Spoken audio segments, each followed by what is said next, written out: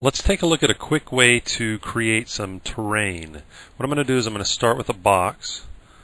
I'm going to draw that out here in the top view. And before I make it, I'm going to use the arrow keys to add some segments. Okay, something like that.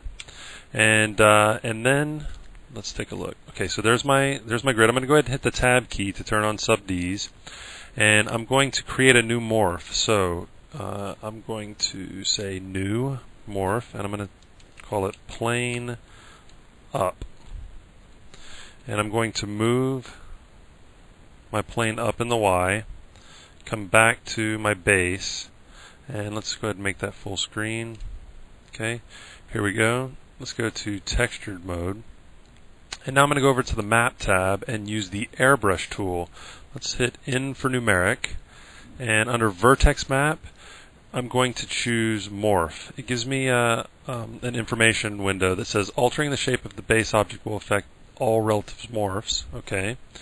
And I can use the right mouse button to change the radius. I'm going to go ahead and close this. And now when I start painting, it's going to start applying the morph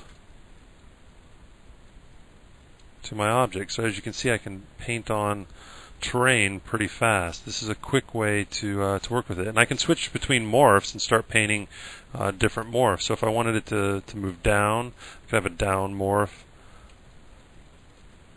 But for the most part, it's a quick way to create terrain.